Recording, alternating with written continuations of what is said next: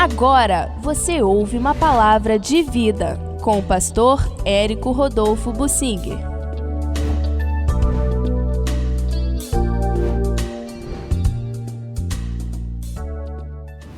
Deus, no milênio, após a ira dele na grande tribulação e a destruição, o juízo da segunda vinda, atrairá as nações a si.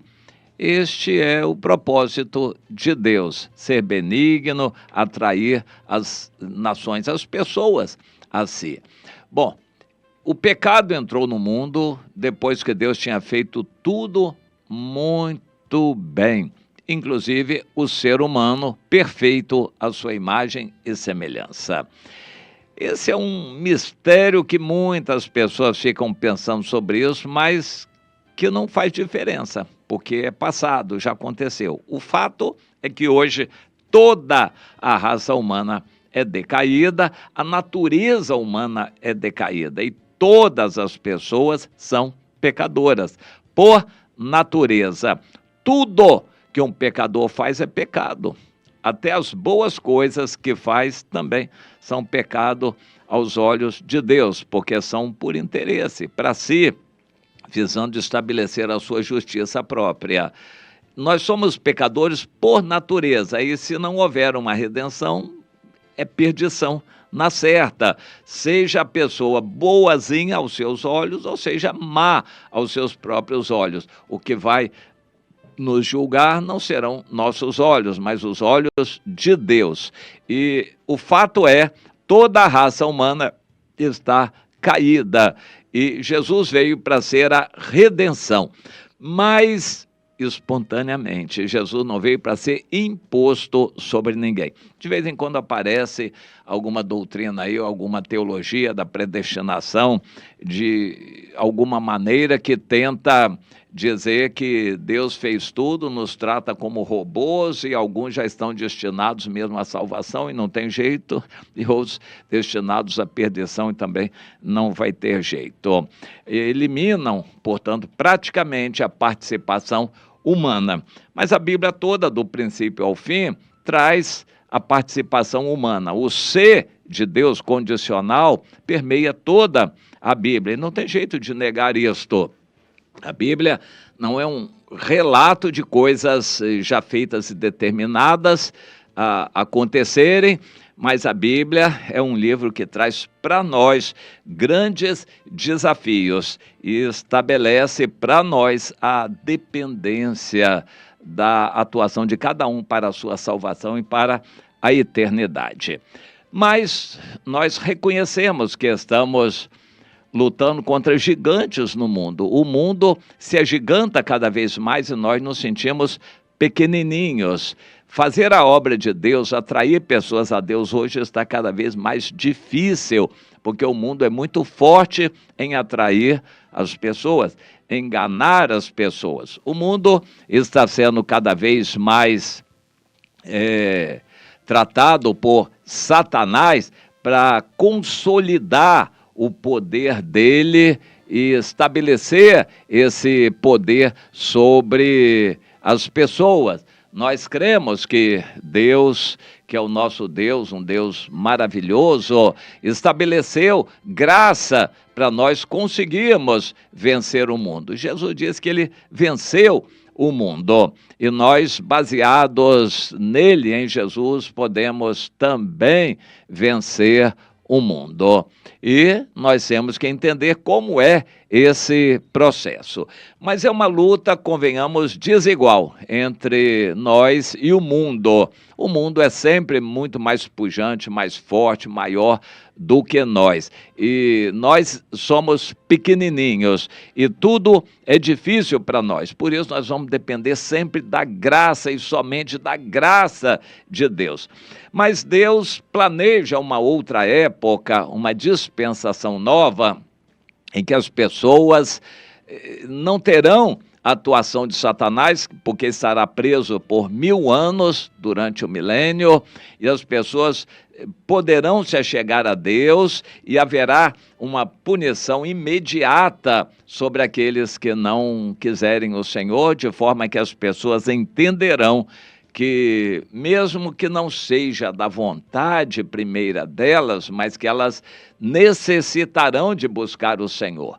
A Bíblia diz que se alguém não buscar o Senhor, a punição será imediata. Por exemplo, não haverá chuva, e chuva é importantíssimo para a lavoura, e assim por diante. Deus vai tratar com a humanidade de forma diferente no milênio. E eu quero ler, então, um pouquinho da descrição dessa época maravilhosa do milênio em Isaías, no capítulo 2.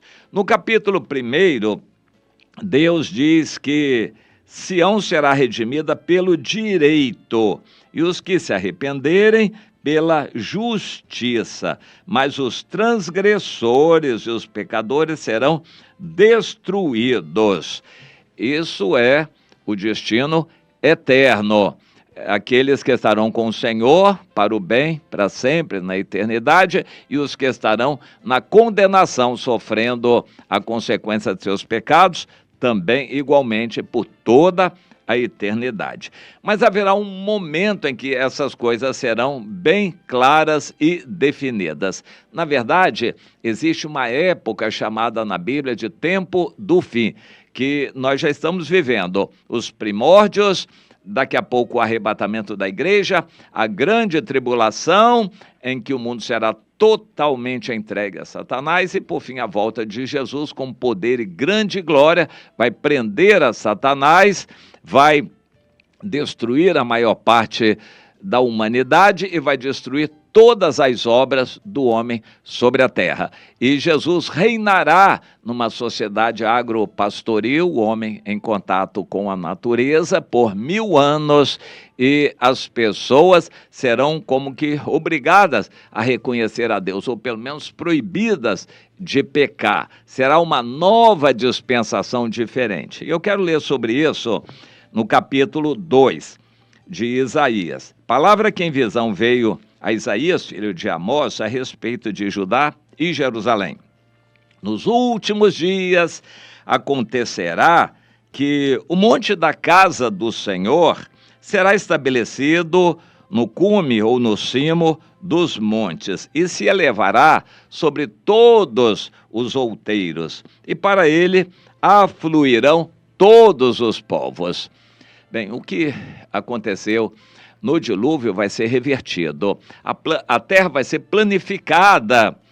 Não que ela vai deixar de ser esférica, mas ela vai ter a superfície planificada. E vai haver uma região montanhosa mais alta do mundo, que será em Jerusalém.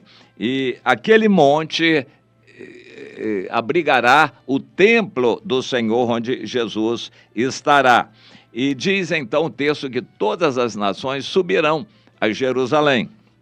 Versículo 3. Irão muitas nações e dirão: vinde, subamos ao monte do Senhor e à casa do Deus de Jacó, para que nos ensine os seus caminhos e andemos pelas suas veredas, porque de Sião sairá a lei e a palavra do Senhor de Jerusalém.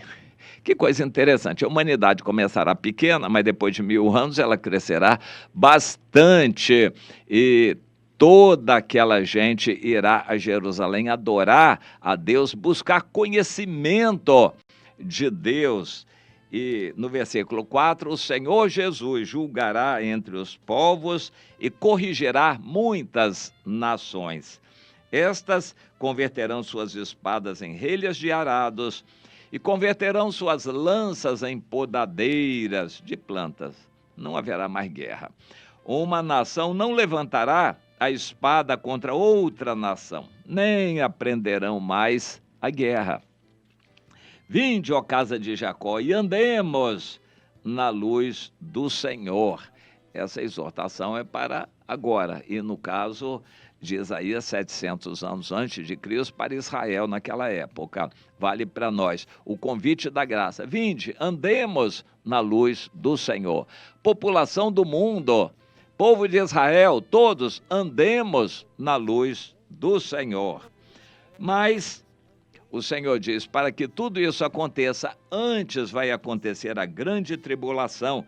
E então o Senhor diz, na grande tribulação, o ser humano será realmente humilhado. Estou continuando a ler aqui em Isaías, no capítulo 2. Portanto, a exortação: entra nas rochas, nos abrigos subterrâneos, e esconde-te no pó ante o terror do Senhor e ante a glória da sua majestade, quando Jesus vier. Os olhos altivos dos homens serão abatidos, e a sua altivez será humilhada. Só o Senhor será exaltado naquele dia. Olha só. Por quê? Porque o dia do Senhor, o Senhor dos exércitos, será contra todo soberbo e altivo, e contra todo aquele que se exalta para que seja abatido. O dia do Senhor será contra todo soberbo e contra tudo que é altivo e contra tudo aquilo que representa a grandeza dos homens. Isso é corroborado em outras palavras proféticas. Por exemplo, no capítulo 1 de Sofonias. O dia do Senhor é para destruir todas as coisas, todos os homens sobre a face da terra. Essa destruição antecede a reconstrução. O mundo se contaminou, foi destruído pelas águas do dilúvio, e Deus começou tudo de novo, mas por causa da natureza humana decaída, o mundo se complicou e se tornou nisso que hoje aí está um monstro totalmente contra Deus, e que será destruído também. O apóstolo Pedro diz na segunda carta, no capítulo 3, que tudo isso está reservado para fogo no dia da vinda de Jesus. E aqui em Isaías 2, esse dia do Senhor, a volta de Jesus, e nós que subirmos com ele no arrebatamento, voltaremos com ele, começar lá em Apocalipse capítulo 19. Nós voltaremos com Jesus. O dia do Senhor será um dia de ira. Os pés do Senhor vão simbolicamente pesar o lagar da ira de Deus, a matança de pessoas aqui na terra, que como a semelhança de uvas serão esmagadas para sair sangue em quantidade. O dia do Senhor será terrível contra todo soberbo, contra todo altivo e contra tudo aquilo que se levanta contra o Senhor. Essa destruição que virá sobre a maior parte da humanidade será uma destruição completa de tudo aqui na face da terra. Será tudo transtornado para que Deus possa começar tudo de novo no milênio. Quem vai nascer, já vai nascer no milênio. Durante a grande tribulação, a salvação será a entrada no milênio. Poucos entrarão. Mas agora, aqueles que querem o Senhor têm que se converter a Jesus e viver uma vida santa com Ele. Serão arrebatados, subirão para a ceia das bodas do Cordeiro e voltarão com Jesus para reinar com Ele os 1000 anos aqui na terra. E durante o milênio se cumprirá essa palavra que eu lembro e com ela encerro a reflexão. Muitas nações virão e subirão, e dizendo: vinde, subamos ao monte do Senhor para que nos ensine os seus caminhos, porque de Sião sairá a lei e a palavra do Senhor sairá de Jerusalém para edificar as pessoas. Você ama o Senhor? Comece a se edificar desde agora. Ame a palavra, se debruce, se derrame, ame o Senhor, chore, busque o Senhor, ore incessantemente, queira o Senhor, se apaixone pelo Senhor, ame a Deus de todo o seu coração, de toda a sua alma, com todo o seu dinheiro, com todo o seu entendimento.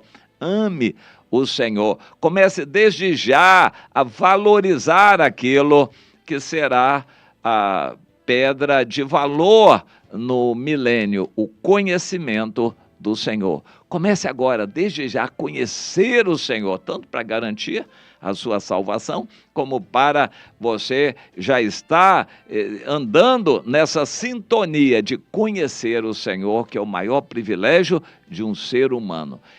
Conheça o Senhor. Isso é o maior privilégio de um ser humano, conhecer o Senhor. Não seja uma pessoa que tenha oportunidade de conhecer o Senhor e despreze o Senhor. Prefira o mundo, que você não seja um desses loucos e nécios que, tendo oportunidade de conhecer o Senhor, na verdade está se distanciando do Senhor por preferir as coisas do mundo. Como está sua vida diante do Senhor?